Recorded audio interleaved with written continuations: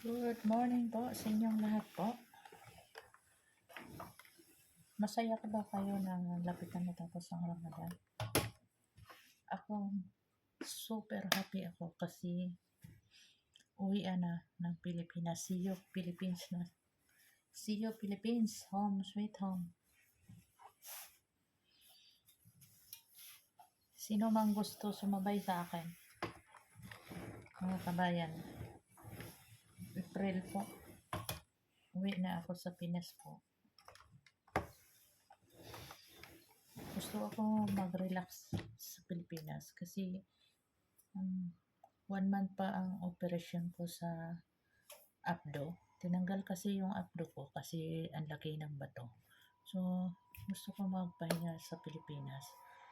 Kasi parang feeling ko na hindi pa ako naka-recover kasi nanghina pa yung mga katawan ko. So, kasi pagkatapos ko na operahan dito, agad ko nagtrabaho. Operahan ko ng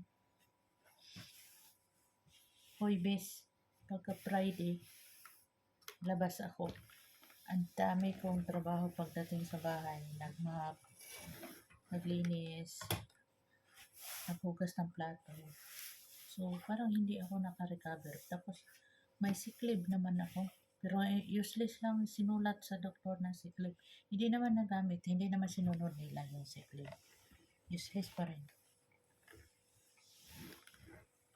So, kailangan ko din ng mahinga sa Pilipinas. Tapos sabi ng doktor, 3 months ako bawal magbuhat 3 months to 4 months. Bawal magbuhat ng mabigat.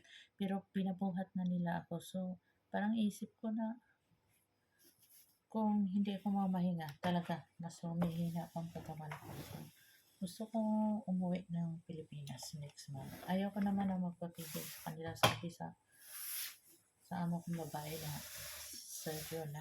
Ayaw ko sa June. Bakit sa June ako uwi? Na naghina ako. Hindi naman ako naka-recover sobra kasi paglabas ko sa hospital, agad ako nagtrabaho. So, akala nila robot ako, hindi ako robot. So, bahala siya kung kasi may karapatan na ako magbakasyon. Sabi niya, 2 taon na ako kasi tagal na ako sa kanila. Sabi niya, wala pa daw 2 taon galing sa bakasyon ko. June pa daw. Sabi ko, paano naman yung umuwi ko na 3 taon?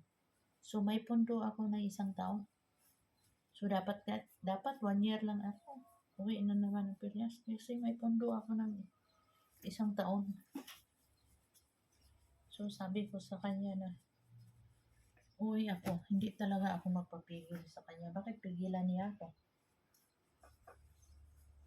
Okay lang yun, pigilan niya ako basta hindi ako sagad-sagad sa trabaho.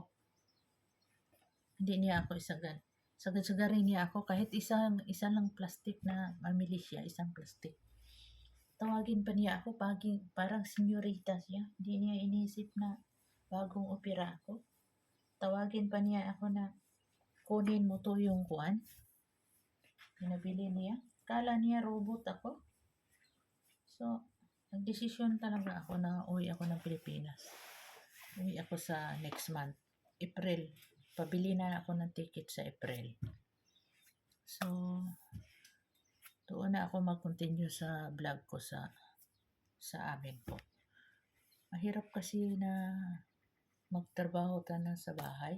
Ang hirap kaya na maglinis ka kahit wala kang mali. May correction pa. Daming correction. Tapos lagi siyang nakabantay sa kuko ko. Yung kuko ko malinis kaysa kanya na super dumi. Wala namang ginawa pero nagpaikot-ikot yung itim dito. Akala niya sobrang linis. Maligo once a week lang. So, alam mo pa, naasar ako, na-visit ako sa kanya. 3 araw na ako na-visit sa kanya. Hindi ko siya pinapansin. Yung asawa niya wala dito, yung lalaki. Kasi inaway niya, bawal matulog pag hindi magpaalam sa kanya. Tapos, umalis siya. Umalis siya. Pagdating sa bahay, inaway niya yung asawa niya kasi bakit daw hindi siya tinatawagan kung saan siya nagpunta. Bakit kasalanan ba sa asawa niya kung umalis siya? Kasalanan ba? Pagdating niya, tulog yung asawa niya, gigising niya, inaway niya. So, umalis yung lalaki. Nagdala ng 3 bag. Hindi siya pinansin sa lalaki. Yun. Kung bahala ka sa buhay mo, ako awayin mo, talaga sagutin kita. Ano ka ba? Ginawa ko yung trabaho ko. Wala akong mali. Hindi ako nagpahinga. Dapat sa kontrata ko, 8 hours lang ang trabaho ko. Tapos, ginawa ko na sobra-sobra. Sagad-sagad na. Pero wag mong sagarin ako kasi talaga sagutin kita. Hanggang buto mo. Sagot-sagutin kita. Kung may tupak ka, may tupak rin ako. Salamat po sa inyong pagpanood.